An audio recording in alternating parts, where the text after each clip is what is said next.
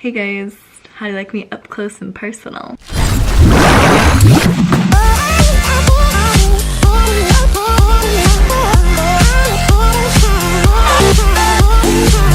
Hello YouTube and welcome back to my channel. So today's video is going to be a new series that I would like to call Alyssa's Survival Guide.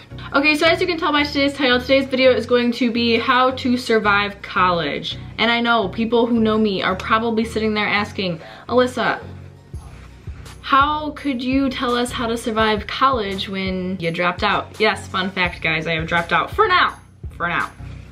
But with that being said, I feel like that is exactly why I can give you these tips on how to survive college, because I know exactly what not to do. Just throwing that out there. If I keep touching my hair, I'm sorry, it's because it's flat.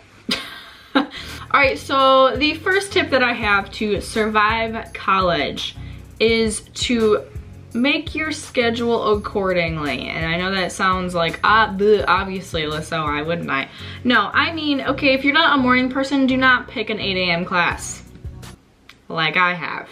If you think you're gonna sit there and say, oh, I'm totally gonna make it, I'm gonna make myself a morning person, it's gonna be a new year, a new semester, no. You're not going to. You're not gonna make it to the 8 a.m. You're gonna miss a lot of the class and then end up failing. So just don't pick the fucking 8 a.m. class. It's not gonna work out.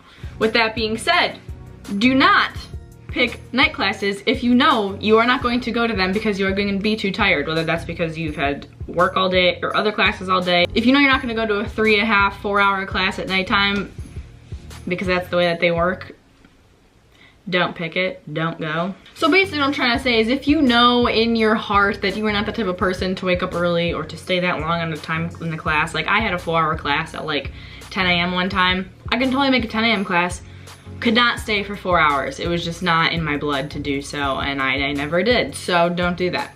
So yeah, pick your times accordingly, pick your schedule accordingly, pick your days accordingly, plan out, be really realistic on what you actually will do, because I promise you when it gets down to it, you're gonna do what you wanna do, and if an 8 a.m. class isn't what you wanna do, you're not gonna go to the 8 a.m. class, so. Alright, my second tip is to find a buddy, the buddy system, praise the Lord, oof, okay. Find a buddy in your classes, every single one of your classes, preferably more than one buddy. If you're not a social person, get social because you're gonna need a fucking buddy. You will need to find buddies to exchange phone numbers, exchange social medias, exchange whatever the hell you need to exchange. That way you can figure out what is going on in class in case you miss. This is very important. I do this in about every single one of my classes, and the few that I have not, we'll just leave it up for interpretation. Tip number 3 is going to be books. Now I have two sides of this tip. So they say don't buy books at the bookstore because you can get them cheaper online on these specific websites, etc, etc, etc.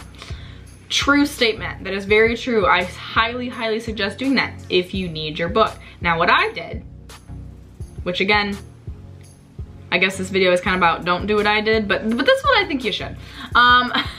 Depending. So I would always wait to get my books until after class has started for a while, just because some professors will end up telling you, listen, you don't really need your book. If you want it, you can totally have it. It'll help you out, but it's not a necessity. Great. Don't fork over the cash for that fucking book. You don't need it. They literally just said so. Even some professors will say that you need a book and you really fucking don't. They lie. They're liars. So I kind of test out the waters a little bit, see if we use it. If they just end up telling me that you need to read the chapters, obviously, if you are a great student, unlike me, and you want to read the chapters, get the book.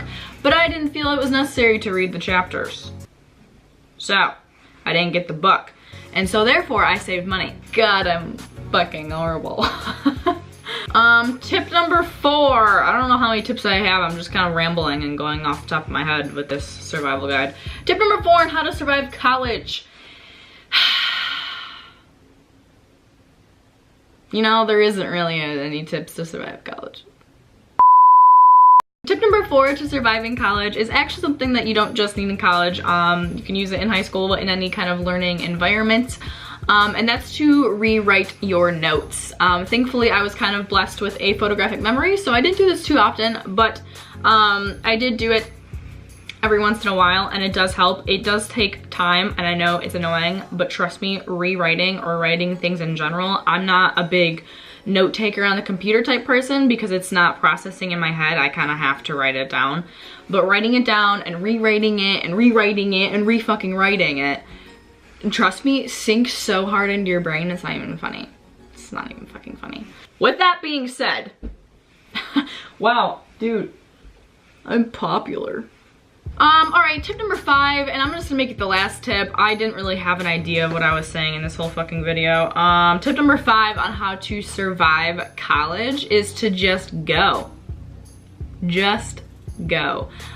Yes, it is possible to pass and survive college by not going and only going for the tests, etc., etc. I did that the whole 4 years I went. It's definitely possible because I've passed many classes by literally going 4 times for the tests. I don't recommend that. I'm just saying it's possible. But go to school. What the fuck? Go to school. Go to school, take your tests, read the books. You know, honestly, disregard everything I fucking said. But I never said Alyssa's survival guide was gonna be good, did I? I just said it was gonna be a survival guide. No, I'm not on crack. Ugh.